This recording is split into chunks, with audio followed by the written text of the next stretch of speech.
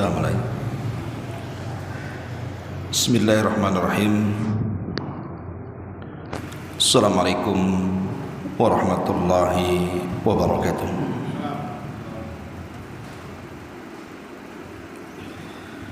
Alhamdulillah wassalatu wassalamu ala Rasulillah wa ala alihi wa sahbihi wa mawalah wa la hawla wa la quwwata illa billahi wa ba'd. Alhamdulillah, segala puja dan puji hanya milik Allah subhanahu wa ta'ala. Salawat dan juga salam kita hadiahkan kepada Rasulullah sallallahu alaihi wa ala alihi wasallam yang telah mengeluarkan kita dari zaman kegelapan menuju zaman cahaya hidayah. Ma'asyiral muslimat yang dimuliakan Allah subhanahu wa ta'ala, alhamdulillah, di pagi menjelang siang ini Allah subhanahu wa ta'ala masih memberikan nikmat kepada kita sehingga kita bisa duduk untuk bertalabul ilmi di Masjid Nidaul Ilmi. Dan pembahasan di pagi menjelang siang ini kita akan membahas tentang mawani ar-rizq, penghalang-penghalang daripada rizki. Ma'asyiral muslimat yang dimuliakan Allah subhanahu wa ta'ala, manusia hidup perlu adanya rizki yang Allah subhanahu wa ta'ala rizkikan kepada kita. Apakah itu dalam bentuk makanan, minuman, pakaian, tempat tinggal, kendaraan, pasangan, anak-anak, kebahagiaan, dan begitu seterusnya. Manusia tidak lepas daripada perkara-perkara ini. Karena itulah hajat manusia di situ. Sehingga terkadang ada orang yang rela untuk memakan sesuap nasi, dia harus bekerja banting tulang, keluar pagi dan pulang sore.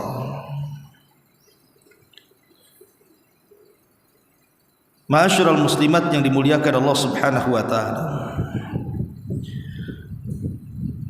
dan semua manusia juga menginginkan rizki yang didapati itu didapati dengan cara mudah dan senantiasa bertambah. Itulah yang diinginkan semua manusia. Tapi tahukah bahwa ada perkara-perkara yang bisa menambah rizki atau sebaliknya bisa menghilangkan rizki? Apa saja perkara yang bisa menambah rizki dan menghilangkan rizki itu? Kita akan bahas satu persatu. Pertama, hal-hal yang bisa menambah rizki dalam kehidupan. Yang pertama, at-taubatu wal istighfar. Perbanyaklah taubat dan istighfar kepada Allah subhanahu wa ta'ala. Disebutkan dalam surah Nuh ayat 10-11 kisah tentang Nabi Allah Nuh alaihi salatu wassalam ketika menghadapi kaumnya yang sedang kelaparan karena panjangnya paceklik yang dialami mereka. Maka Nabi Allah Nuh alaihi salatu wassalam mengatakan, faqultu astaghfiru rabbakum innahu kana ghafara yursilis samaa alaikum midrara wa yumdidkum bi amwali wa banin wa yaj'al lakum jannatin wa yaj'al lakum anhara. Nuh mengatakan kepada kaumnya, kalau kalian ingin terlepas dari paceklik ini, dari kekeringan ini, maka banyak-banyaklah beristighfar kepada Rabb kalian. Karena sesungguhnya Rabb kalian adalah zat yang maha pengampun. Ketika kalian memperbanyak istighfar, yursilis sama alaikum midrar, maka Allah Subhanahu wa taala akan datang memberikan hujan kepada kalian dengan deras. Lihat bagaimana di sini Nabi Nuh alaihi salatu wassalam memberikan kunci untuk terlepas dari kekeringan dan supaya diturunkan hujan. Maka Nabi Nuh mengatakan, istaghfiru rabbakum, beristighfarlah kalian kepada Rabb kalian. Bahkan bukan hanya yursilis sama alaikum midrar, Allah mengatakan wa yumdidkum bi amwali wa bani, Allah akan banyakkan harta-harta kalian dan keturunan kalian. Ini yang pertama. Kemudian yang kedua, taqwallahi azza wa jalla, senantiasa bertakwa kepada Allah Subhanahu wa taala. Allah Subhanahu wa taala mengatakan dalam surah Talaq ayat keempat, wa man yattaqillaha yaj'al lahu min amrihi yusra. Barang siapa yang bertakwa kepada Allah, Allah akan jadikan setiap perkaranya menjadi mudah. Dan dalam surah Talaq sebelumnya ayat 2 sampai 3-nya, wa man yattaqillah yaj'al lahu makhraja wa yarzuqhu min haitsu la yahtasib. Barang siapa yang bertakwa kepada Allah, maka Allah akan carikan jalan keluar pada setiap kesulitannya. Bahkan Allah akan memberikan rizki dari arah yang dia tidak akan sangka-sangka. Tentu yang dimaksud takwa di sini secara global adalah menjalankan perintah dan menjauhi larangan atas bimbingan Allah Subhanahu wa taala karena mengharap surga dan takut neraka. Ini yang kedua. Yang ketiga, silaturahim. Perbanyak silaturahim, menghubungkan tali dengan kerabat. Nabi SAW mengatakan, man sarrahu an yubsata lahu fi rizqihi aw yunsa'alahu fi atharihi falyasir rahimahu. Barang siapa yang ingin diluaskan rizkinya, dipanjangkan usianya, silahkan bersilaturahim. Lihat bagaimana silaturahim bisa menambah rizki dan memanjangkan usia. Ini yang ketiga. Yang keempat, al-infaq, berinfak atau bersedekah. Nabi SAW mengatakan dalam sebuah hadis yang dikeluarkan oleh Imam Muslim dari hadis Abi Hurairah radhiyallahu an, Allah Subhanahu wa taala berfirman dalam hadis qudsi, anfiq ya ibna adam unfiq alaika, perbanyaklah sedekah wahai anak Adam, maka hartamu aku akan ganti. Ya, karena Nabi SAW juga mengatakan, ma naqasa min mali sadaqah, tidak ada harta yang disedekahkan itu berkurang. Apalagi tinggal hitungan hari kita akan merayakan Idul Kurban. Tidak ada ibadah harta yang paling agung melebihi kurban. Maka ada kesempatan bagi kita untuk mempersiapkan diri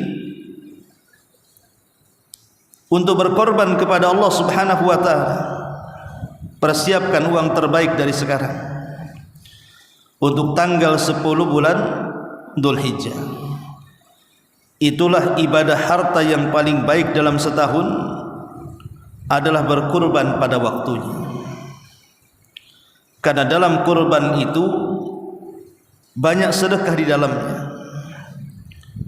Bersedekah kepada fuqara wal masakin, memberikan hadiah kepada kerabat dan orang-orang yang berhajat, dan begitu seterusnya. Maka sedekah adalah perkara yang bisa menambah rizki. Wa ma anfaqtum min syai'in fahuwa yukhlifu. Apapun yang kalian sedekahkan atau kalian infakkan, maka Allah Subhanahu wa taala pasti akan menggantinya. Tidak ada harta yang disedekahkan karena Allah Subhanahu wa taala kecuali Allah Subhanahu wa taala pasti akan menggantinya. Ma'asyiral muslimat yang dimuliakan Allah Subhanahu wa taala. Kemudian juga berdoalah kepada Allah Subhanahu wa taala. Doa kepada Allah agar setiap rizkinya mudah untuk dibukakan, dan setiap rizkinya halal dan juga baik untuk dimakan. Karena kita tahu bahwa doa itu silahul mu'min, dia adalah senjatanya orang-orang yang beriman. Kemudian juga berikutnya at-tawakkul 'ala Allah, bertawakal kepada Allah Subhanahu wa taala ma'al akhdhi bil asbabi, dengan mengambil sebab. Jadi tawakal itu bagian daripada doa, tapi doa saja tidak cukup, harus mengambil sebab. Makanya Nabi SAW mengatakan, "Lau antum tatawakkaluna 'ala Allah haqqa tawakkulihi la razaqakum kama yurzaqut tayr taghdu himasan wa taruhu bitana." Kalau kalian betul-betul bertawakal kepada Allah dengan sebenar-benar tawakal, tentu Allah akan memberikan rizki kepada kalian seperti seekor burung yang diberikan rizki, keluar dalam sarangnya dalam kondisi lapar, pulang pula sudah kenyang, bahkan bisa memberi makan anak-anaknya. Macam mana burung bisa melakukan itu?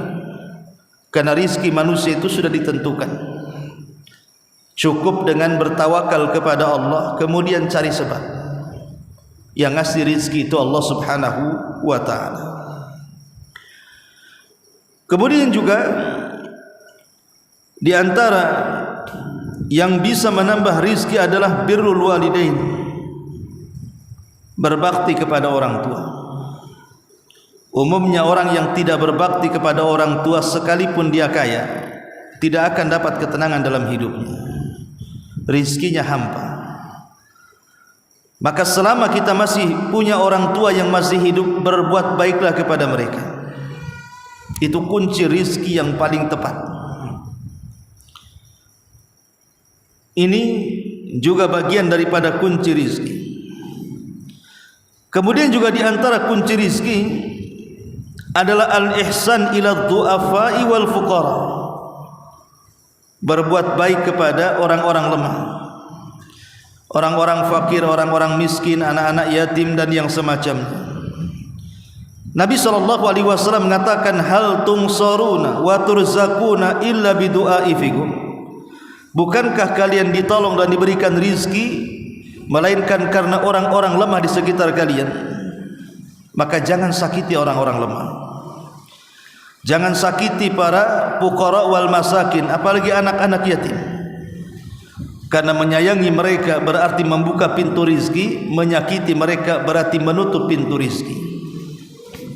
Maka sayangi mereka. Kemudian juga di antara pintu rizki adalah dengan cara menikah.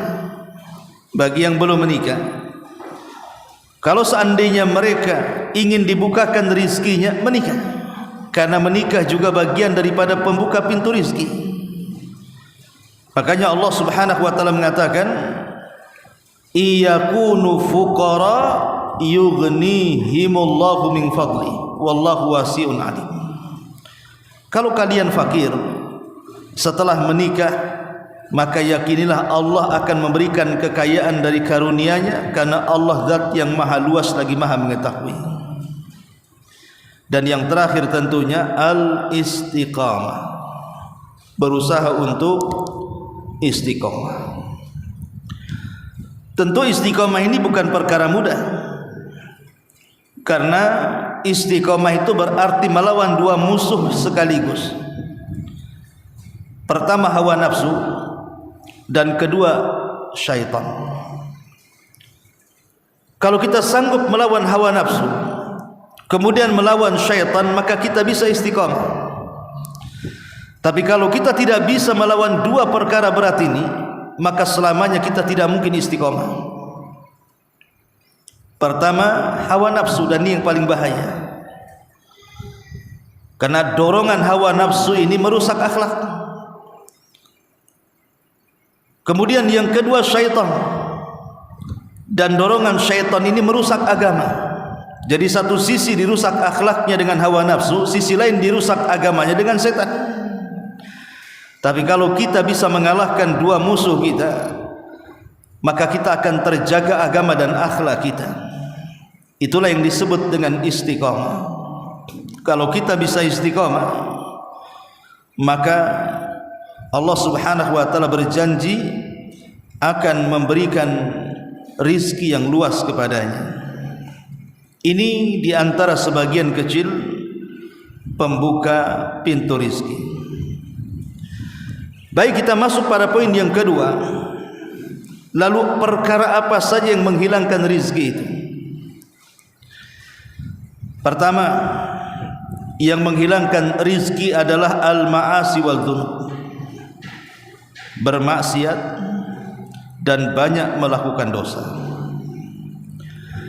Nabi SAW mengatakan, innar rajula la yahrumur rizqu bi dzambi yusibuhu, la yuhramur rizqu bi dzambi yusibuhu. Sesungguhnya seseorang sungguh akan diharamkan rizki padanya karena dosa yang dilakukannya. Ingat, dosa ini bisa menghalangi seseorang daripada rizki. Betapa banyak orang-orang yang kaya raya bangkrut gara-gara maksiat, entah karena judi, entah karena khamar, entah karena seorang wanita berzina, dan begitu seterusnya. Dan itu kita bisa saksikan dengan kedua mata kita. Orang-orang yang tadinya di atas menjadi tumbang, orang-orang yang tadinya kaya menjadi miskin dan kere, dan begitu seterusnya. Itu karena maksiat yang dilakukannya. Maka maksiat itu mencegah adanya rizki. Kemudian yang kedua secara khusus adalah az-zina, melakukan perzinahan. Nabi SAW mengatakan, az-zina yurithul faqra, zina itu bisa mewarisi kefakiran. Ingat, zina itu bisa mewarisi kefakiran. Betapa banyak orang mengeluarkan uang begitu banyak hanya untuk mengejar perempuan yang bukan mahramnya. Belum lagi penyakit yang menular darinya, terkadang menghabiskan biaya untuk perobatannya. Belum lagi menghancurkan keluarganya. Maka zina ini betul-betul mewarisi kefakiran. Maka jauhi zina. Kemudian yang ketiga, ar-riba wa kasbul muharram, riba dan pekerjaan haram. Nabi SAW mengatakan, ma min qaumin yadharu fihimur riba illa ukhidu bis sanati, wa ma min qaumin yadharu fihimur rasya illa ukhidu bir ru'bi.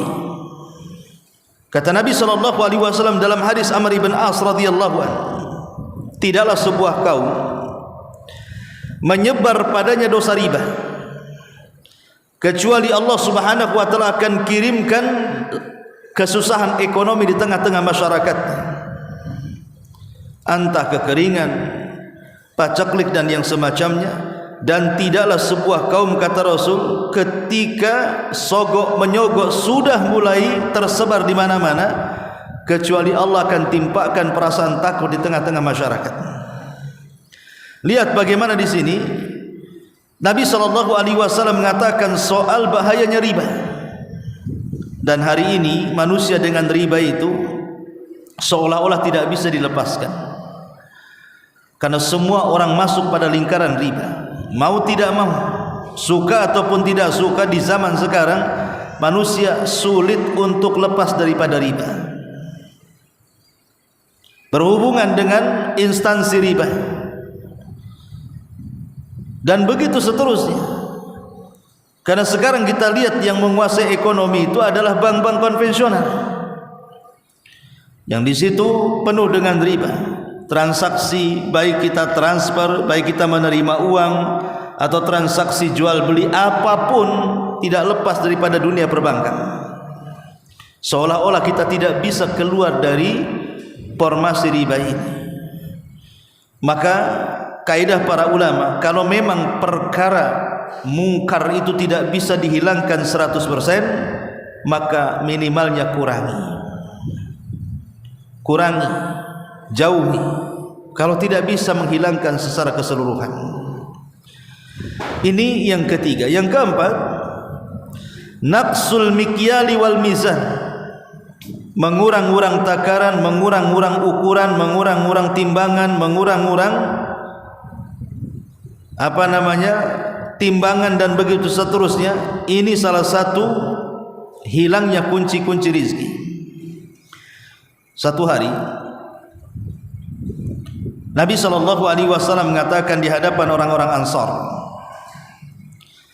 di hadapan orang-orang Muhajirin, kata Nabi SAW, ya ma'syaral muhajirin, khamsun idza btulitum bihinna wa a'udzu billahi an tudrikuhun. Wahai orang-orang Muhajirin, 5 perkara jangan sampai menimpa kalian. Kalau sampai menimpa kalian, aku berlindung kepada Allah, mudah-mudahan tidak menimpa kalian. Kemudian Nabi SAW menyebutkan salah satunya adalah lam yangkusil mikyal wal mizan.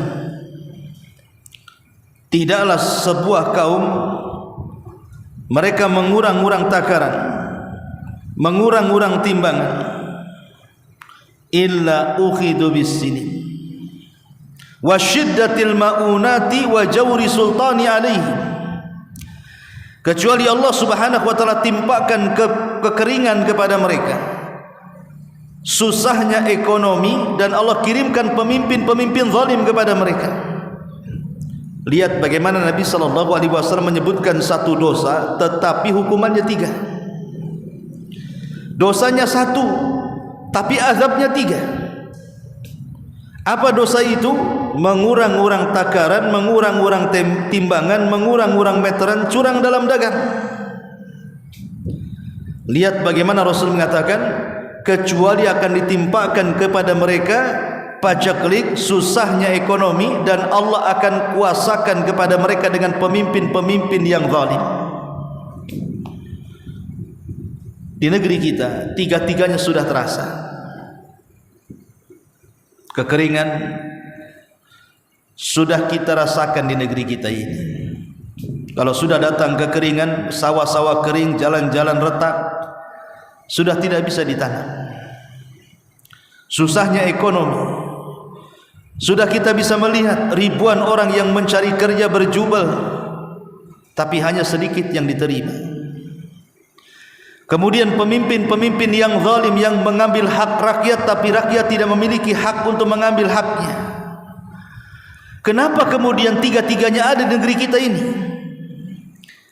Jangan-jangan salah satunya karena mental masyarakat negeri kita ini masih suka curang dalam dagang. masih suka mengurang-urang takaran, mengurang-urang timbangan, mengurang-urang meteran, suka berdusta dalam dagangan, main riba dalam dagangan, main zalim dalam dagangan, maka wajar kalau seandainya 3 azab ini Allah kuasakan kepada kita. Ini yang keempat. Yang kelima, qat'ur rahim, memutus hubungan silaturahim. Kemudian yang keenam, seseorang tidak bertawakal kepada Allah dan tidak mengambil sebab, atau sebaliknya hanya tawakal saja tapi tidak mau mengambil sebab, maka ini juga percuma. Datang ke masjid, salat duha, kemudian berdoa, ya Allah berikan rumah, ya Allah berikan tanah, ya Allah berikan uang, ya Allah berikan makan. Allah beri, tidak akan diberi, karena tawakal saja tidak cukup. Setelah dia salat duha, berdoa, keluar cari uang, nanti Allah akan tunjukkan arah mencari uangnya. Tapi kalau hanya berdoa saja tidak mengambil sebab, percuma, tidak akan membuka rizki. Walaupun dia tahajud sampai hitam dahinya, kalau dia hanya berdoa saja tidak mencari sebab, maka selamanya Allah tidak akan kabulkan doa-doanya. Tawakal saja tidak cukup, harus mengambil sebab. Kemudian yang nomor 7, kufrun ni'am, kufur terhadap nikmat yang Allah anugerahkan kepada kita. Zaman dulu ada orang namanya Qarun. Qarun ini kalau mengacu kepada kisah-kisah Israiliyat, dulunya orang fakir tetapi cerdas, dicintai Bani Israel karena keahliannya mampu membaca Taurat dengan suara merdu. Sehingga Bani Israel suka kalau mengundang Qarun ini datang ke rumah-rumah mereka, ke acara-acara mereka untuk membacakan Taurat dengan suaranya yang indah. Sampai pada waktunya Qarun tidak tahan dengan kefakiran. Dia datang kepada Nabi Musa alaihi salatu wassalam agar Nabi Musa mendoakan kepada Allah agar dia diberikan kekayaan. Akhirnya Allah kabulkan.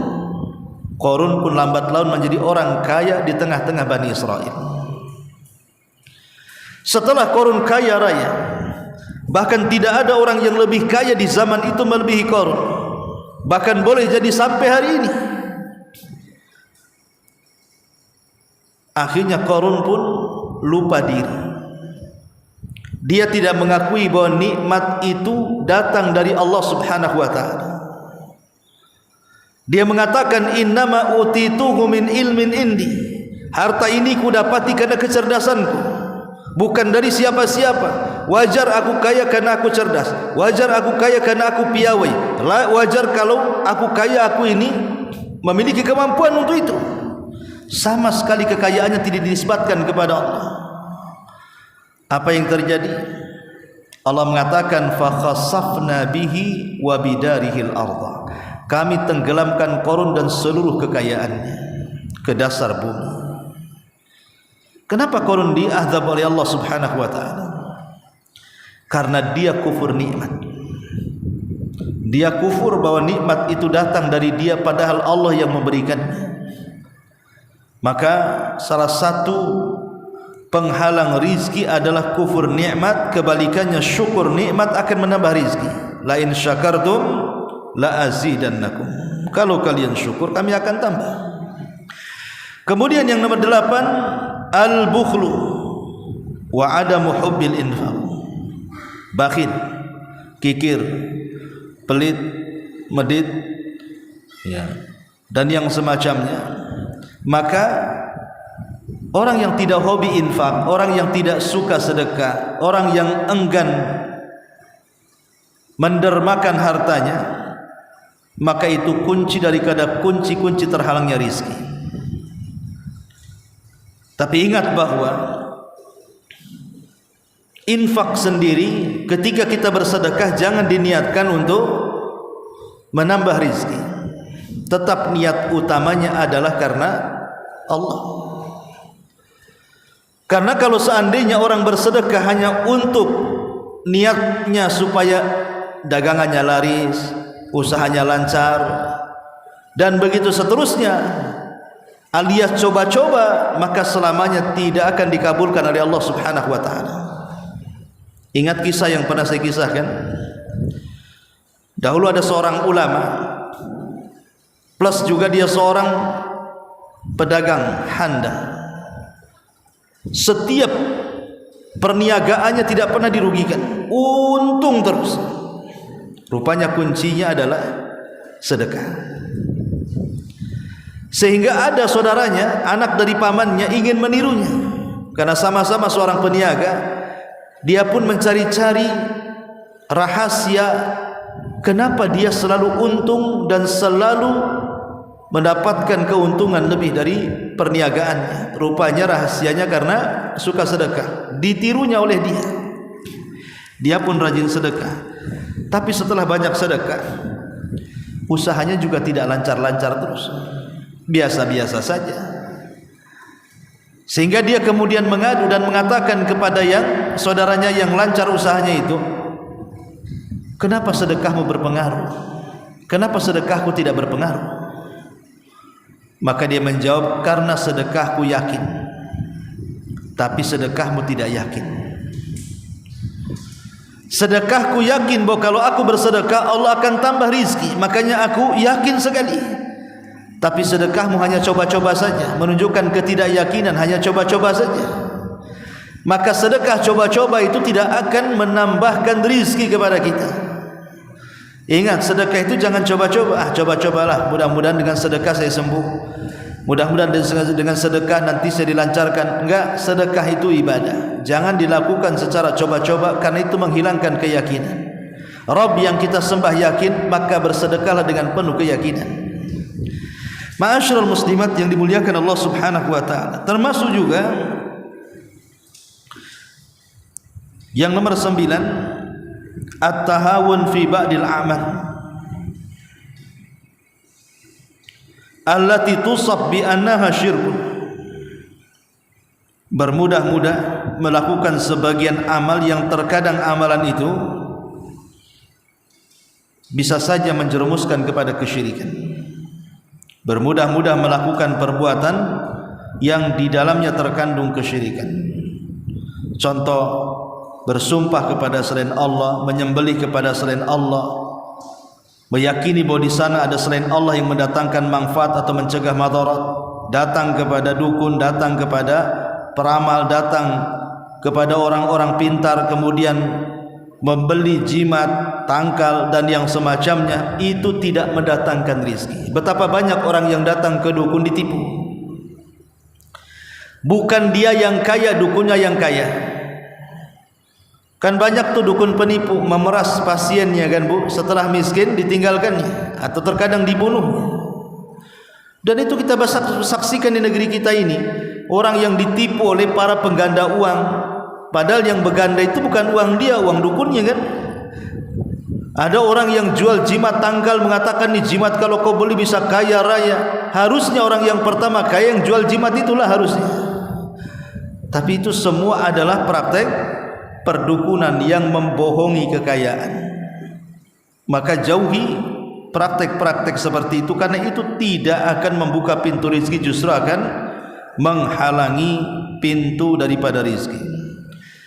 Kemudian juga tarku ba'dil wajibat wal faraid, meninggalkan kewajiban, jauh daripada sholat, tidak mau kurban padahal mampu, tidak mau puasa Ramadan padahal bisa, tidak mau haji padahal sudah cukup uangnya. Pokoknya ditinggalkan kewajiban dan cenderung kemudian melakukan hal yang diharamkan. Satu ibadah saja ditinggalkan sebenarnya sudah bisa menghalangi rizki, seperti sholat umpamanya kan. Orang kalau sudah meninggalkan sholat, maka hakikatnya dia telah mencabut kunci-kunci rizki itu. Jadi inilah di antara perkara-perkara yang disebutkan para ulama, perkara-perkara yang membuka pintu rizki dan perkara-perkara yang bisa menghalangi rizki. Kemudian yang perlu dipahami adalah rizki ini kan ada dua macam. Ada rizki yang halal, ada rizki yang tidak halal. rizki yang tidak halal alias haram itu ada dua jenis. Imma zatnya yang diharamkan, seperti anjing, babi, itu zatnya diharamkan. Atau boleh jadi dari segi usahanya, merampok, mencuri, menipu, zalim. Lah itu semua adalah rizki-rizki yang diharamkan Allah Subhanahu wa ta'ala. Begitu juga rizki yang halal. Rizki halal itu bukan hanya halal zatnya saja, tapi juga halal usahanya.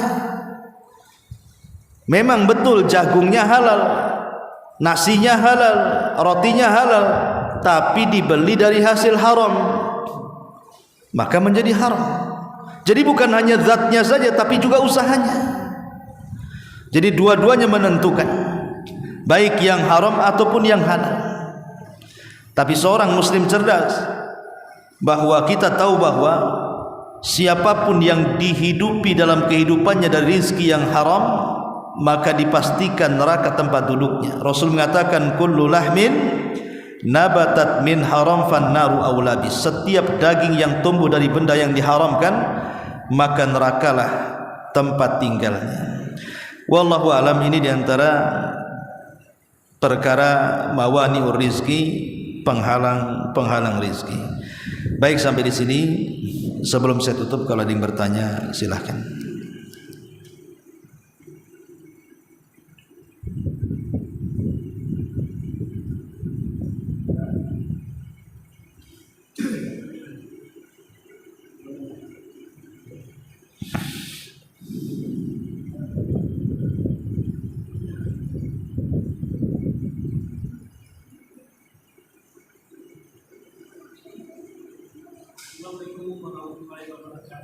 Waalaikumsalam.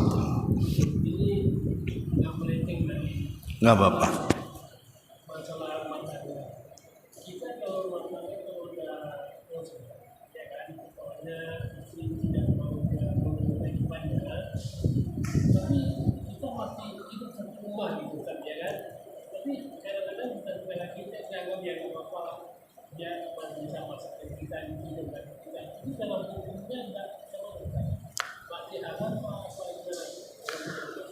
Maksudnya kewajiban suami istri.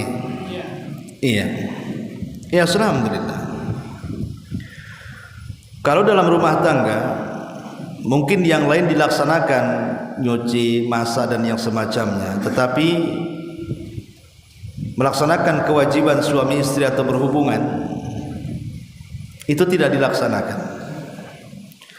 Apakah rumah tangga ini masih dianggap rumah tangga?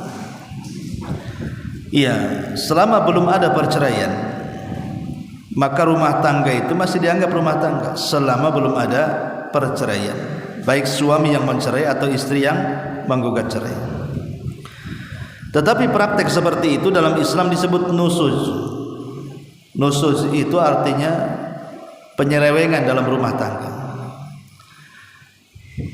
Dan seorang istri yang nusuz, ketika diajak suaminya untuk berhubungan kemudian dia menolak, maka tidak ada kewajiban suami untuk menafkahi,